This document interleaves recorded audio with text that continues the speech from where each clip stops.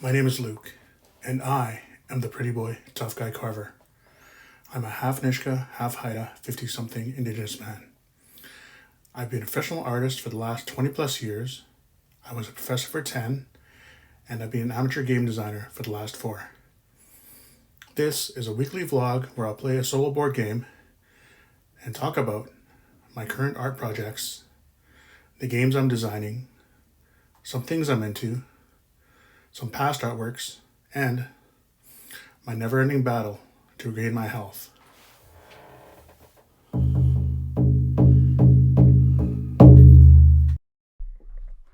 Hello there, shiny happy people. I'm going to try something a little bit different for my recording this week. I'm going to try recording first and then editing the video later to fit the words. So we'll see how this works. So I'm going to do this as a one shot all the way through, warts and all. So here we go. So I'm going to start out right away by saying this wasn't really a great week for my goals overall, but it was an amazing week as far as getting back into art making. Back when I was a super productive little artist, student, and academic, I used to hang a sign on my bedroom that said, "You can do it all." And I believed it. And I think what I really need to do is get that belief back. I mean, it's not enough to put up a sign and say it. You have to believe it. And it's weird because I did believe it. And even though I knew I couldn't, I'm not going to say even though I knew I wasn't doing it all, I believed that I could do it all. And yeah, so I am going to put up a new sign that says "You can do it all." And I'll say it every day. But then I'll do the work, and hopefully once I start doing the work, I will start to believe it again. Belief is a weird thing. They say you can trick your mind into believing things. Like if you look in the mirror and say, "I'm a good person," every day, you'll start to believe it because your mind starts to believe it. Because saying something and it actually being something, the mind doesn't know the difference apparently. So yeah. And the reason I say this is because when I got work done on my math this week, and the reason I really need to say this is because when I got the work done on my math this week, I really felt like I was done for the day. And that was enough. And it's not enough. Like I have other tasks I need to do, and other things I need to do, such as, my own housekeeping. And I don't mean just cleaning up my house. I mean answering my emails and like getting things going for my game business and my art business and doing other drawings and so on and so forth. So I really need to bring that attitude of "you can do it all, I can do it all" back again. And so, but that being said, working on my carvings for you know for 4 days this week, really started some momentum. And what I really need to do is take that momentum and make it bigger. It's like that game. I can't remember what it was called. It wasn't called Tamagotchi. It was called something. It's where it's like this ball that rolling and it's picking up things along the way, and it gets bigger and bigger. And like first it's just picking up like thumbtacks and like lint and stuff like that, and eventually you're picking up like cars and houses and people. And I feel like that ball is sort of like a metaphor for life. I mean, when you're bored, like the ball gets rolling, and you pick up everything in your path until life is this huge ball that is, as big as you make it. The more you experience, the bigger it is. And you can't tell what's on the inside just by looking at it. All you can see is what you've been picking up lately. You can't really see what you picked up in the past and these things that made the ball as big as it was. And I feel like it's just like a really nice metaphor for life. And the ball could be smaller if you're not trying to experience things, and you're not, like I said, we always grow, but the rate of growth is really up to us. If we're doing things and making things and we're dreaming, the ball gets bigger and bigger. And dreams are, I forget the saying, dreams are just, they're not really, dreams are great, but making them come true, that's all up to you. And I think that some people just stop dreaming, or they don't stop. No one stops dreaming. I think they just lose their confidence, and life brings them down, or maybe the people in their lives growing up didn't encourage them, and so they they didn't forget their dreams, but they're there somewhere, and they don't think they can follow them. They think it's crazy to try and follow your dreams. And I'm not one of those people. I've always followed my dreams. I'm not sure why. I don't have any confidence anywhere else in my life, but for some reason with art, I've always been really confident. And I just loved it. I always enjoyed it. I always had this thing that I could do that I really enjoyed. So my ball is filled with art making. So yeah, it's a good metaphor. I don't think I'm stretching it at all. Good. Okay, so the game I'm playing this week, as you can see by the screen, is Wyrmspan. And it's a brand new game. I just got it last week.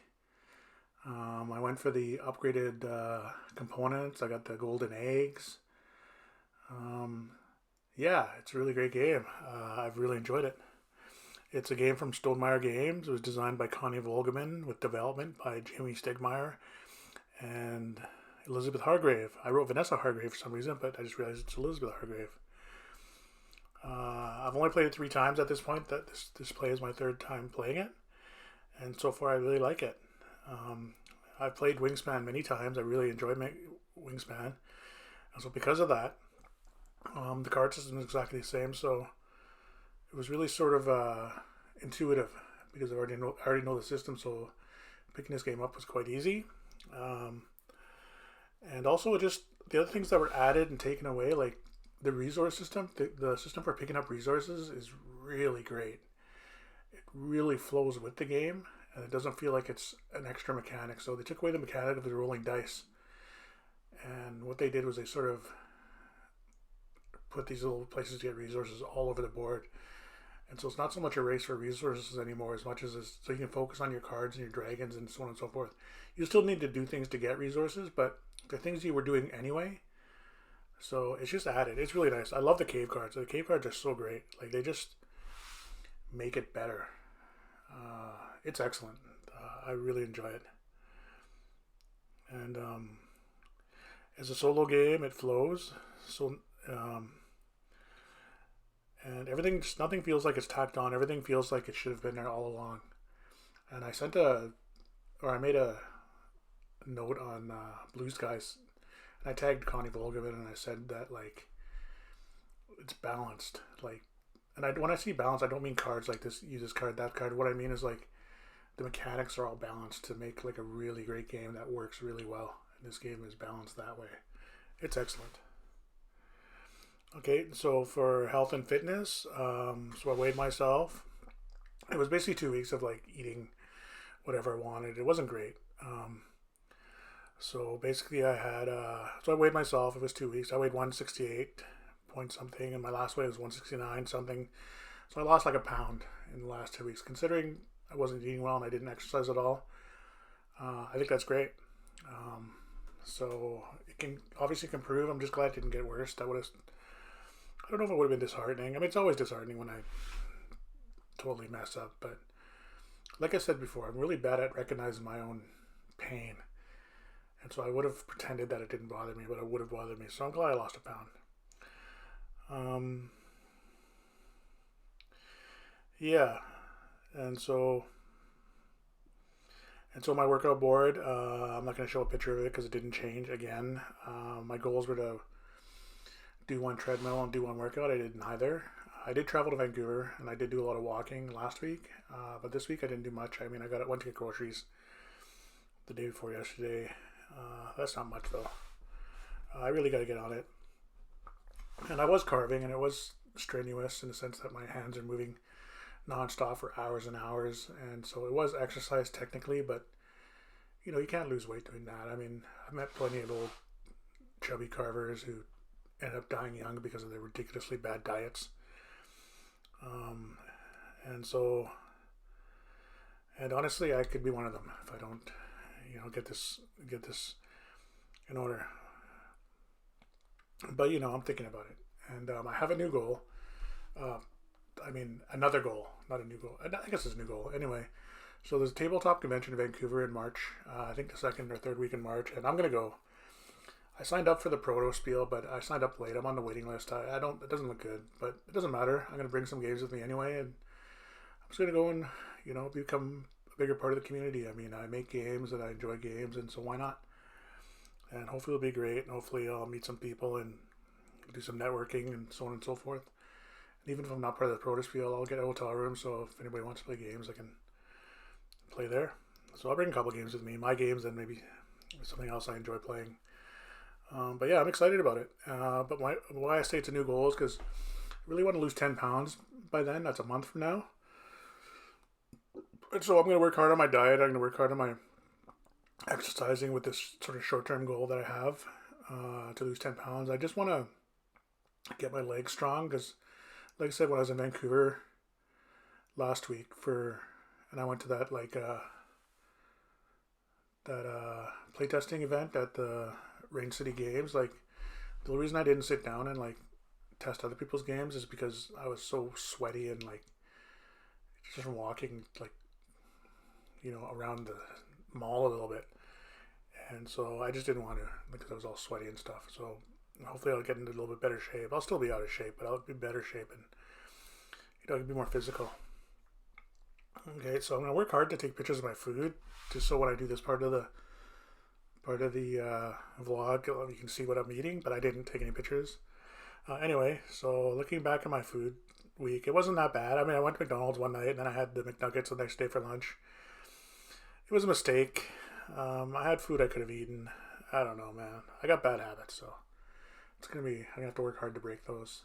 I did drink the last of my hot chocolate on Friday, because I've been cutting a lot of sweets out of my diet. So I've been drinking hot chocolate almost every night because I had these hot chocolate pods.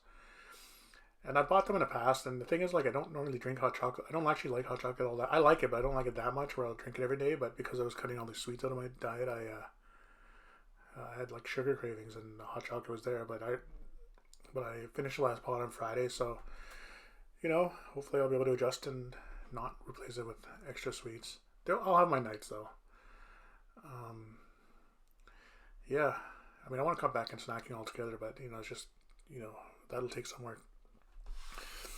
Okay, so yeah, so Saturday I had sausage, eggs, and toast for breakfast. I had some fried bread with syrup for lunch and some pepperoni sticks. On Sunday, my mom bought me some homemade bread with some fried bread and some pepperoni sticks on Saturday, so that's what I had. Anyway, Sunday I had eggs, sausage, and toast again, and same thing for lunch: fried bread and syrup. And for dinner, I had some leftover pork mushroom cream sauce with rice, which is excellent. It's a mushroom cream sauce, and I had hot chocolate and toast that evening. Monday, I had eggs and toast and tomato soup with crackers for lunch, and I had brisket sandwiches for dinner, which were excellent. I got some frozen brisket that I break out once in a while. And Tuesday, I had eggs and toast for breakfast again, and I had leftover brisket sandwiches for lunch. And then I had the leftovers from that pork mushroom cream. Okay, I cooked the pork mushroom cream sauce on Sunday, and I had the leftovers on Tuesday evening for dinner. And for my snack that night, I had crackers and cheese. And on Wednesday, I had eggs and toast for breakfast, and I had sandwiches for lunch. And that was when I had McDonald's. And then Thursday, I had eggs and toast for breakfast, and I had the chicken nuggets for lunch. And then I had some chicken buns and pop for dinner. That was on Thursday. And then on Friday, I had eggs and toast and sausage for breakfast. And I had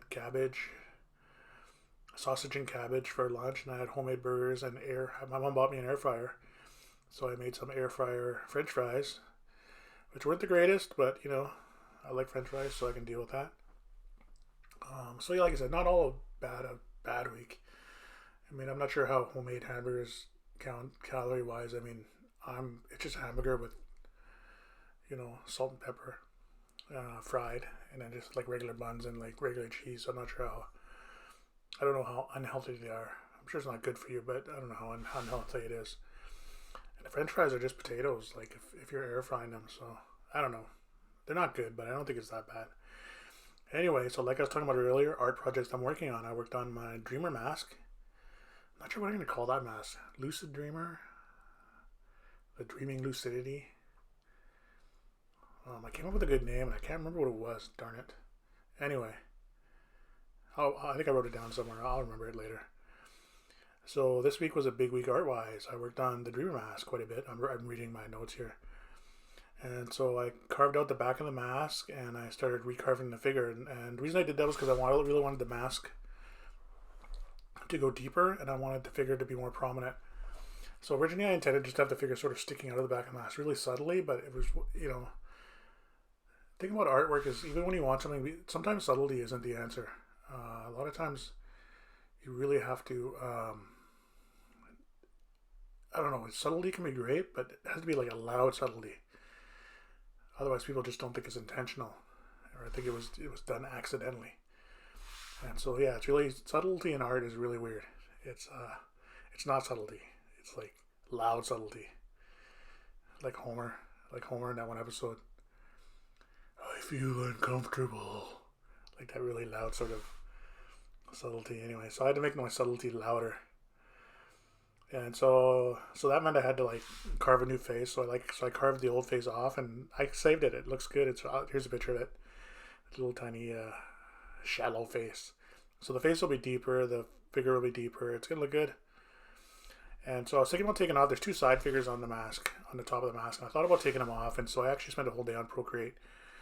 Here's the mock-ups here, and sort of seeing what it would look like without them. And I didn't care for it. I think the figures look better. I really took a really good deep look at the figures, and they're almost done anyway. They're almost finished carving anyway. So they some parts of them need to be carved deeper, but other than that, they're pretty much done. So there's no point in taking them off. And I think they add a lot to the piece. I just need to expand on why they're there. And it's why are they there? The idea is that like the figure is dreaming, and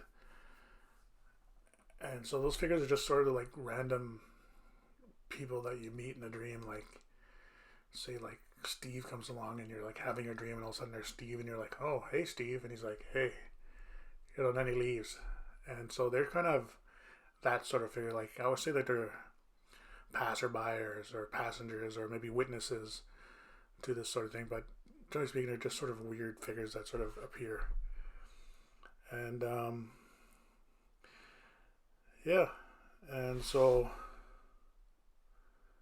I like the figures. I wanted there, and I sort of have to be true to myself and keep them. And they do look better. It's better there. They're better there.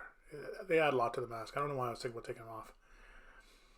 But you know, you have to consider things when you're making artworks. You know, you have to, you know, try things and see if they work. It's the nice thing about Procreate or the digital era is I can try things without changing things.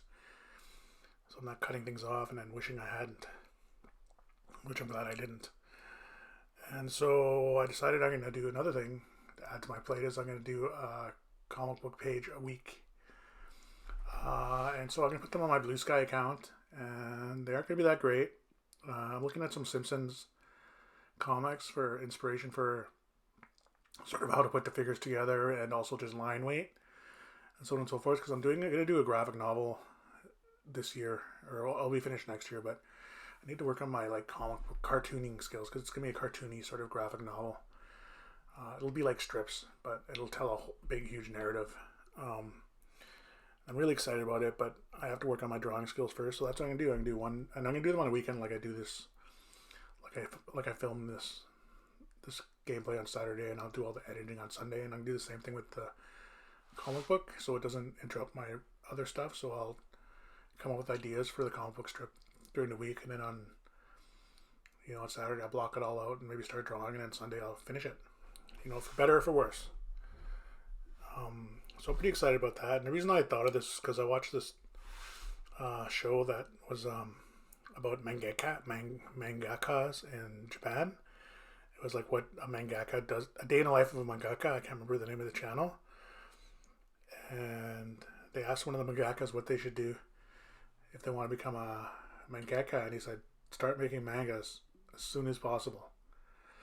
And so I was like, okay, so if I want to start making this comic book, then I got to start making comic books. And I have done a comic book in the past. I made a 20-page comic book, but I haven't done anything since, narrative-wise.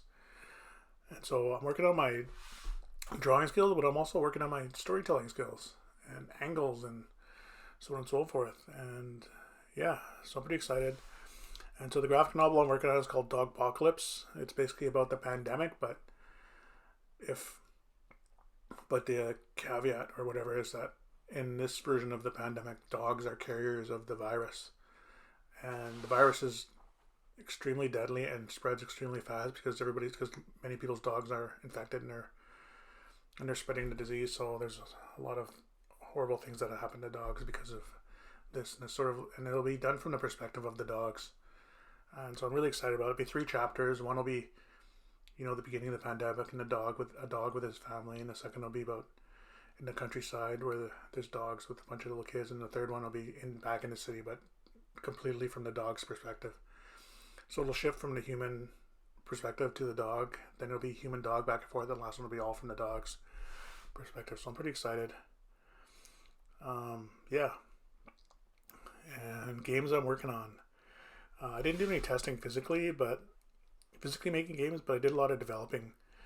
I spent quite a bit of time developing my hex game where you draw hexes from the bag and put them in combos and put them on the board. And it feels like it could work. I'm actually working on a prototype right now today.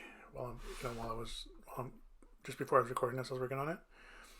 And I'm going to do a paper version and see if I can make that work. I'm going to print it all out. I was going to pare it down a bit, but I'm going to print them all out and just on maybe some heavy cards. And I can test it solo, but next time my nephews come over, I'll test it. I don't know. Maybe I'll wait testing just because I have other games I want to test. But I am making a full prototype. And like I said, I'm going to that tabletop convention in Vancouver in March. And like I said, I signed up for the Protospiel, but we'll see. I'll bring all my games just in case. And so I worked on that, and I sort of developed a few other things. And so I really need to work on, the print and play game the prototype is pretty much ready, and the testing package is pretty much ready. I just need to finish editing the how to play video. I'll do that tomorrow. And the games I played this week, the Guild of Merchant Explorers is a game I enjoy, so I've been playing it a lot. It's a Wonderful World is a really good game. Wayfarers of Celtyrus. I'm not sure how I feel about it. It's a good game, but it's, I don't know if it's exciting. I don't know if it's fun to me yet. I'll play it a few more times. Ilya and Something Shiny, I've only played the 0 chapter. And I played the 0 chapter with the first level of goals, which was like, and I was like, oh my god, this game is brutally hard. But it's because, it was hilarious. And I went back and I was like, okay, no, I played it wrong. And obviously Wyrmspan. I played Wyrmspan 3 times this week, including this play you're looking at right now. And channels I watched Board Game Company's recap of the Level Up Retreat. I watched a few recaps of the Level Up Retreat. And then they mentioned that maybe there could be a Canadian edition, which I was like, oh my god, that'd be so cool. I even said to notice, like, if you guys do a Canadian, I'll be there. I'll fly across to Toronto to go to that. And I watched the Brothers Murphy video for their favorite January games as well. And Board Game Garden's favorite January games. And like I said, the reason that mangaka video came up on my feed is I was watching a lot of manga storytelling methods videos. I'm really interested in storytelling. I do storytelling with my artwork, and so I always like to see other people's processes and so on and so forth when it comes to storytelling. And did I meet last week's goals? No, I did not, with the exception of one, and that's the carving one. I was supposed to walk 3 times, I was supposed to work out twice, and I didn't either. Sad face. I was supposed to send out the print and play package, I didn't do that. So it wasn't really a great week, but because I did so much carving, I don't feel that bad about it. And so this week I'm just going to try to do what I was supposed to do last week, and I'm going to contact my friends online and just see if I can get a few more playtesters. And so my goals for next week are the same as last week. Work out at least twice, go on at least 3 walks, do some painting, continue carving, send out the playtest package, and bug my friends to test it. These aren't unachievable goals. I just need to go for it. And the final score of the game is I won 74-70. I think there's probably a couple points that I forgot to count for me, but I won, so that's good enough for me. It literally took just over an hour to play solo, and instead of taking that takedowns probably about 10 or 15 minutes. It's a good game, and I played it right. the last one I played my practice game, I forgot to pick up cards for the Automa, so the Automa only had like 35 points. I was like, man, I killed the Automa. And so it's a good thing I did that practice game, or else I would have recorded it wrong. Yeah, so I didn't destroy the Automa as yet.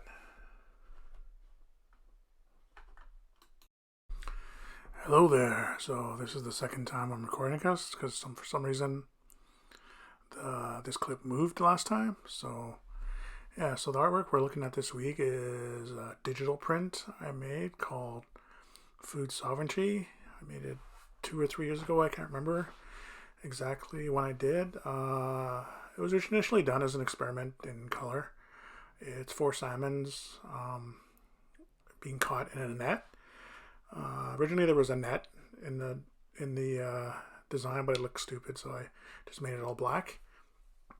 And so yeah, the salmons are different color and they're different. I'm not sure what the word is, hue or saturation of the same color in each one. And it's called Food Sovereignty because I just like the idea of Indigenous people, getting more control over the food they eat, and sort of, harvesting natural resources, not for sale, but or maybe for sale a little bit, but mostly for food fishing for themselves to eat, and sort of having control over the resources on their land. So food sovereignty is a huge issue because food is a huge issue for my community. Many of us, including myself, obviously eat very poorly, and that's mostly a non-traditional diet. So yeah, maybe I should get back to eating more traditional foods, actually. Yeah. Anyway, thanks for watching. I hope you liked the print. I hope you liked the video. Thanks. Thank you for viewing my channel, and I hope you will continue to tune in. The old man once said, life is a journey, and if you don't stop and look around once in a while, you might miss it. So this is me, stopping and looking around, because I have been missing it. These are a few of my socials. Please follow those and this channel as well. Thank you, and be well.